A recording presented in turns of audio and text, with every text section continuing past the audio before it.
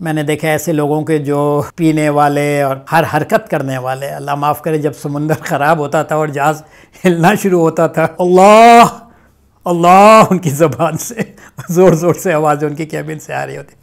ان کا ایک اپنا پروسیجر ہے کہ انسان کی انا کو بالکل مار کے پھر وہ اپنے شخصیت ڈیولپ کرتے ہیں، جو نارملی آرمڈ فورسز میں بھی ہوتا ہے اکیڈمیز میں۔ سر وہ بلاتے تھے اپنی محفلوں پہ کہ آ کے شراب ڈالو ہمارے گلاسوں پہ، کہ آپ سوچیے کہ 3.5 لاکھ ٹن جہاز پہ پانی پہ تیر رہا ہوتا، تو یہ گاڑی کی طرح نہیں تھا کہ آپ موڑیں تو مڑ جائے اور روکیں تو رک جائے۔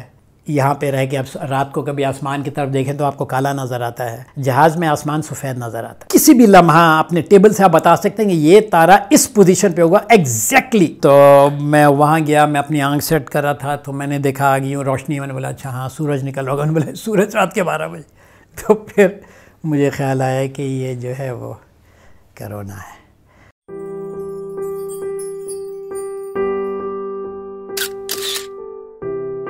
وہ اللہ کا شکر ہے، وہ 74 میں نے میرین اکیڈمی جوائن کی، اور 75 کے اینڈ میں پھر میں نے شپ جوائن کر لیا when I was 20 years old، 20 سال کا تھا۔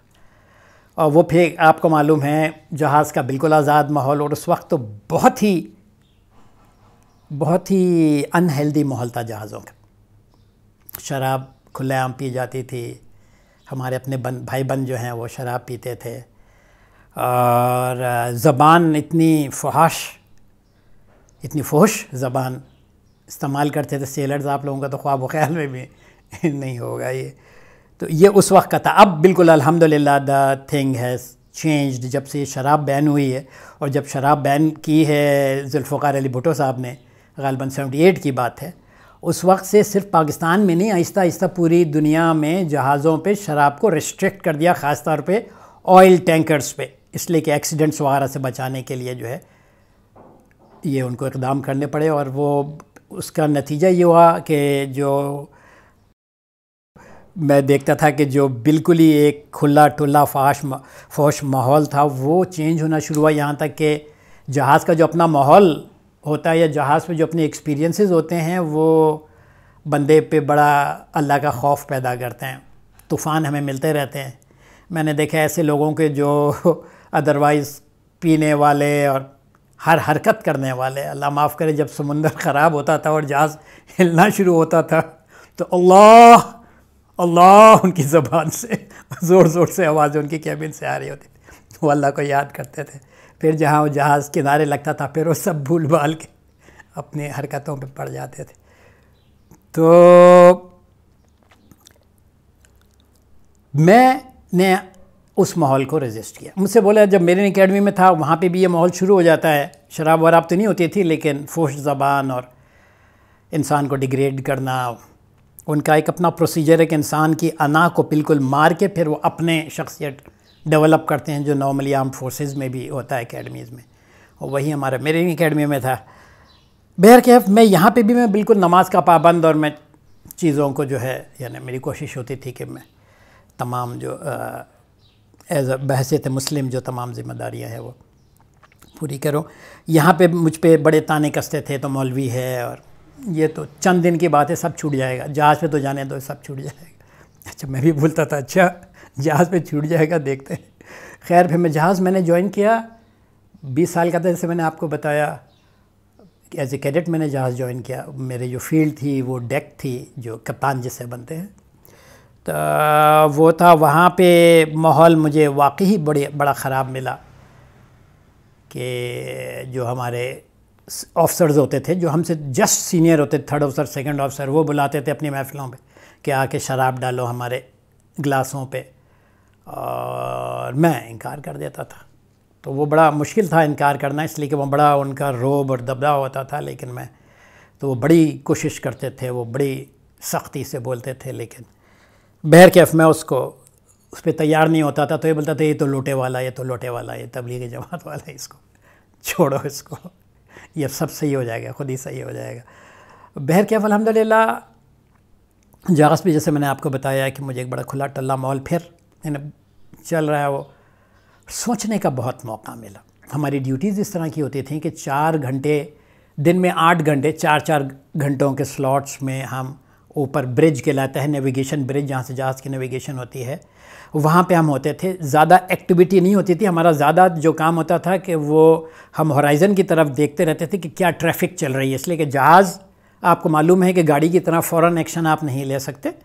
جہاز کو ایکشن جو ہے آپ کو چھوٹے جہازوں کو بھی کم از کم 2-3 میل دور سے ایکشن لینا پڑتا ہے اگر کوئی ایسا اس ڈائریکشن میں جہاز آ رہا ہے جہاں ایکسیڈنٹ کا ڈر ہے. اور بڑے جہاز جن پہ میں بعد میں گیا، آپ بولیے کہ ان مائی لیٹر لائف، تو وہ جو جہاز تھے ان میں تو آپ کو 5 میل 6 میل 7 میل دور سے ایکشن. یہ جہاز ہوتے تھے 3 لاکھ ٹن کے. آپ سوچیے کہ 3.5 لاکھ ٹن جہاز پہ پانی پہ تیر رہا ہوتا، تو یہ گاڑی کی طرح نہیں تھا کہ آپ موڑیں تو مڑ جائے اور روکیں تو رک جائے. تو رکتا بھی جو جہاز تھا، اگر ہم نارمل طریقے 5 میل لیتا تھا رکنے میں، ٹھیک ہے، اور ویسے نارملی ہم تقریباً 10-12 میل کا رکھتے تھے، آپ بولیے کہ الاؤنس رکھتے تھے کہ اس جہاز کو جب روکنا ہوتا تھا. تو جہاز پہ الحمدللہ چونکہ میرا پہلے ہی ذہن جو ہے وہ اللہ کی طرف تھا، اور وہاں کے نظارے، اور آپ لوگ یہاں پہ رہ کے اب رات کو کبھی آسمان کی طرف دیکھیں تو آپ کو کالا نظر آتا ہے، جہاز میں آسمان سفید نظر آتا ہے.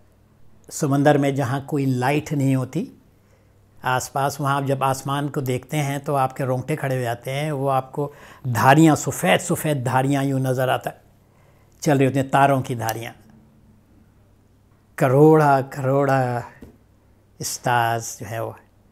پھر ہمیں باقاعدہ سکھایا گیا کہ اسٹار سے کس طرح پوزیشن لگائے، سورج چاند سے کس طرح پوزیشن لگائے، ٹائم کیا ہوتا ہے، ٹائم کو کس طرح کیلکولیٹ کریں. تو وہ ایک الگ بڑا نیچرل فینومیناز سے ہم جو ہیں، یعنی کوئی تارہ آپ کسی بھی لمحہ اپنے ٹیبل سے آپ بتا سکتے ہیں کہ یہ تارہ اس پوزیشن پہ ہوگا، ایگزیکٹ پوزیشن. ہمارے پاس ٹیبلز جو مسلمانوں نے شروع کیے تھے اور بعد میں ان کو برٹش ایڈمرلٹی نے بہت ڈیولپ کیا، تو وہ پورے ہمارے پاس صاحب انہی کے حساب سے ہم جو ہے جہاز کی پوزیشن لگاتے تھے. ہمیں یہ معلوم ہوتا تھا کہ یہ تارہ اس وقت یہاں ہوگا، تو پھر ہم جو سیکسٹنٹ ایک آلہ کہلاتا ہے، ایسترلوبے کی ماڈرن فارم، ایسترلوبے مسلمانوں نے بنایا تھا، ایسترلوبے، تو یہ اس کے بعد سیکسٹنٹ بنا تھا. تو ہم باقاعدہ دن میں 3 دفعہ جہاز کی پوزیشن لگاتے تھے. ہمارے پاس جی پی ایس نہیں تھا، ٹھیک ہے. مزے کی بات کبھی کبھی ایسا ہوتا تھا کہ وہ ایک ہفتے بھر بادل رہتے تھے تو جہاز ہم اندازے سے چلاتے رہتے تھے، ٹھیک ہے، اتنا کرنٹ ہے، یہ ہے وہ ہے، اپنے حساب سے چلاتے رہتے تھے. جب ایک ہفتے بعد پوزیشن ملتی تھی تو معلوم ہوتا تھا جہاز 100 میل دور نکل گیا راستے سے جو 100 میل دور نکل گیا، 50 میل دور نکل گیا، کبھی صحیح بھی ہوتا تھا. تو وہ دیٹ واز الحمدللہ دیٹ واز ونڈرفل. وہ چیز جو ہے نا آپ کو اللہ سے بڑا کنیکٹ اپ کرتی تھی. پھر ہم نے ایسے ایسے نظارے دیکھے جس میں آپ ناردرن ایریاز میں اگر آپ ہوتے ہیں نا 40-45 ڈگری میں، تو نارتھ پول سے لائٹیں نکل رہی ہوتی ہیں. دیکھیں میرے ذہن میں اس کا لفظ نہیں آ رہا، کرونا کہلاتا ہے، وہ بھی کرونا کہلاتا ہے.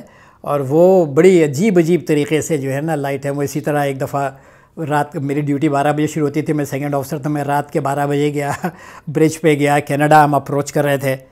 تو میں اوپر گیا تو میں جا کے تھوڑی آنکھ اپنی سیٹ کرنی پڑتی تھی اندھیرے میں. ہم نیچے روشنی سے اوپر بالکل اندھیرا مینٹین ہوتا تھا تاکہ ہمیں باہر نظر آئے. تو میں وہاں گیا، میں اپنی آنکھ سیٹ کر رہا تھا، تو میں نے دیکھا آگے یوں روشنی. میں نے بولا اچھا ہاں سورج نکل رہا ہوگا. میں نے بولا سورج رات کے 12 بجے. تو پھر مجھے خیال آیا کہ یہ جو ہے وہ کرونا ہے.